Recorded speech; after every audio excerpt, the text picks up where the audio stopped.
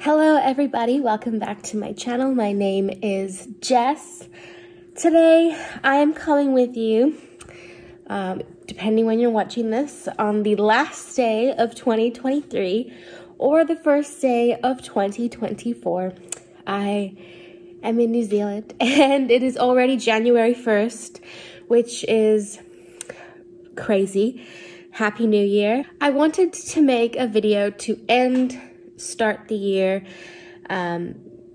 just talking about how wild and crazy 2023 was for me and my family. Quick story, I was living in Vancouver, Canada for 8 years, and about 2 years ago, my husband and I decided that we were going to move to New Zealand, which we did the beginning of this year, and since then it has just been chaotic and crazy. And here's a little bit of a 2023 recap. So January came and the idea of moving to New Zealand felt very real, very scary. There was a lot to do, and honestly, January and February just feel like a big blur. Packing up everything we owned.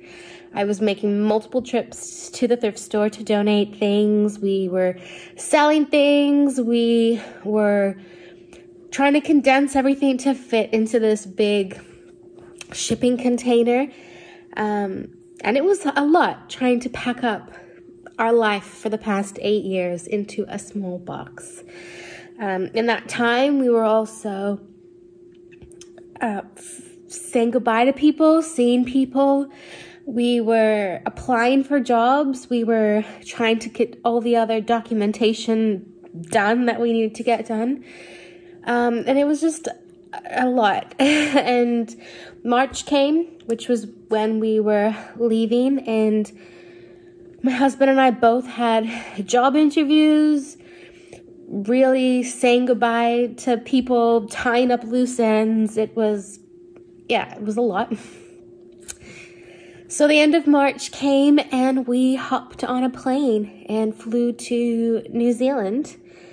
And originally our plan was we were going to get to New Zealand, live with my parents for a few months, figure out jobs, where we were going to live, what all of that was going to look like. But crazy enough, like I said, while we were in Canada, we both had job interviews and both found out we had jobs before we had even left the country. The nice thing about my husband's job, it was on a farm, and we came with a house. So I think we lived with my parents for maybe not even 3 weeks before we moved out into our own house. So this was April, and honestly, I had all good intentions of taking videos and documenting this big move, but realistically, there was so much going on, and I feel like to sum up this year, the word is survival mode. Everything was changing, everything was new, we were stepping way out of our comfort zones, and every day was just trying to get through it. We moved into our farmhouse on the farm, which we were very grateful to have a house, of course, but it didn't come without its challenges. It's an older farmhouse. Very thin walls. When it gets really windy in New Zealand, the whole house would shake and the doors the next morning wouldn't close properly. There were a lot of cracks in the walls. There were, oh goodness, what else? There was a time when we were having a mice problem, which I'd never had before, and it would just stress me out. And there were some nights we would wake up and just hear mice, and so we'd set up mouse traps, and then I was too afraid to wake up the next morning because I didn't want to walk out and see a dead mouse, so that was stressful. But luckily, my dear husband went underneath the house because it's kind of up, and he blocked all the holes, so that kind of stopped the problem there. Because it was an older house, it did get colder, more spiders in there, which I don't know how I lived in Australia because I think I have severe arachnophobia. So that wasn't fun, but we were grateful to have a house, and we were grateful to have somewhere to set up our life. And in the middle of all that, my husband's adjusting to a new job. I'm adjusting to a new job. My son is adjusting to preschool for the first time, which was a lot for us. I basically went into working 3 days a week, and I hadn't worked full-time since 2019, before the pandemic hit and before I went on mat leave, and then I just worked like one afternoon a week. So I was with my son a lot. So it was a big transition for us to both go to, preschool and work for the most amount of time that we have before. And also in that time, we had our first winter in New Zealand, and we all got so sick at different points, but I don't know if it's because we moved to a new country and there are new, bugs in the air, and we just weren't used to New Zealand colds or flus or anything, but there was a time when my husband was really sick. I had a really bad sinus chest infection at one point. My son had a double ear infection. And on top of that, you're trying to navigate a new healthcare system in a new country and finding a doctor's office and what everything looks like. Pharmacies, where do you go and get these medications? It's a lot. We survived all that, thankfully. So life just kept tracking by. Some highlights where we did do some really fun trips throughout the year. We went we're in the South Island, so we went to Hamner Springs, we went to Oamaru, Lake Tekapo, we did some day trips in Christchurch, so it was fun to get out and explore a little bit of New Zealand. I think what a lot of people may not realize is when you move to a new country, everything is new, not even just the big stuff, but the smaller stuff too.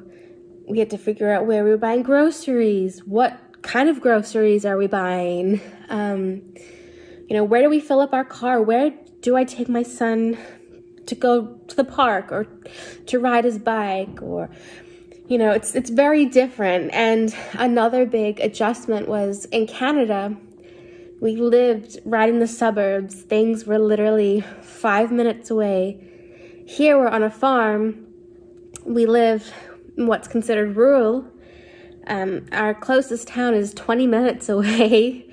It was just a lot of adjusting to go from having everything close and quick and easy to access to not having that, not having Amazon Prime and things showing up at your doorstep. It was a bit of a culture shift, which is, it's true to go from a big city to a small little country town. Oh yeah, the weeks just went on. We were working, trying to find times to go and explore or hang out. But I could definitely tell towards the end of the year that we were all burnt out. Like I said before, this year, really, the word to sum it up was just survival or chaos. I think when you're in this just circle of chaos, that's all you're focused on, is just getting through each day and not really realizing how much has happened. I don't think we ever really took a moment to process how big of a life change this was. There were definitely moments where we did miss Canada. We did miss what our old routine looked like, what our old life looked like, how our situation was before. But I've come to realize that's pretty normal with any big change.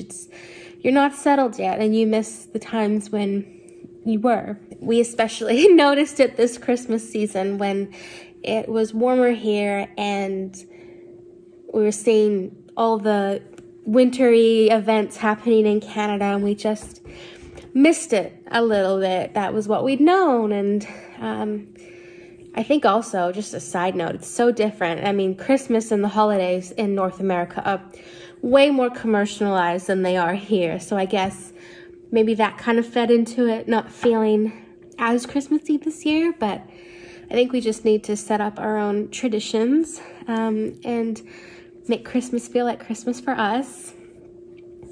Another really cool thing that happened was we moved again, the third time in a year, which was a lot. We didn't move far, literally just down the track. But we moved from that old farmhouse into this house that I'm in now, that was built less than a year ago. We're very grateful, very lucky, very fortunate to be in this newer house. Definitely feel a lot happier here. But that was a nice end to the year.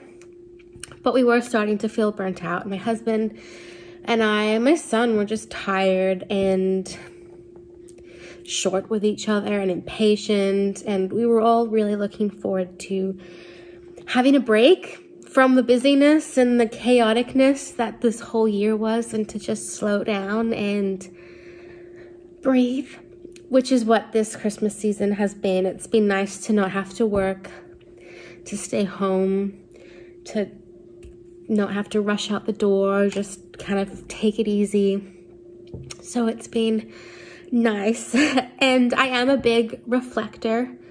I definitely am a New Year's girly. I love the idea of a new year, a fresh start, new opportunities, building better habits. I'm all for that, which I have my planner, and I have spent the morning writing things down, clearing my mind, which is good. I'm looking forward to 2024. I feel like I was talking to my husband about this. 2023 was a year of change and transition and learning and survival. We want 2024 to be a year of settling. We don't want to move again, at least for this year. We're happy in this home now. My husband's just settled in at his job. He's nearly done a whole year. He's seen every season of the farm, so he's looking forward to having a year of knowing what to expect and to grow. My contract for my job ends soon. I don't know what it is going to look like after that, but I really want to spend some more time investing in creative outlets. For me right now, it's just making videos and documenting my life. It'd be nice to get more on track with that this year, hopefully. I'd love to do some more adventures this year. Now that we've been here for a year and kind of know what to expect, it would be nice to plan some more day trips, more exploring of what's around us. I'd like to get up to the mountain this year in the winter and see New Zealand snow. There's lots of things to look forward to. My husband is going back to Canada this year. He is going for a friend's wedding, which will be really nice for him to see his family and friends. And we may even be having relatives coming over this year to see us. So it's going to be a good year. I want to start the year off hopeful and happy and just positive that it's going to be another year of growth and another year of learning, but it's going to be good. Hopefully more settled. I just wanted to post this as a little reminder for me. I'd love to hear what your goals are for the new year. How your 2023 went. Drop those in the comments below. If you like this video, please click like and subscribe to follow along this year and see what happens for me. But thank you so much for watching. Thank you for the supportive comments that I have received from some people It's always lovely to read. And here's to a Happy New Year. Thanks.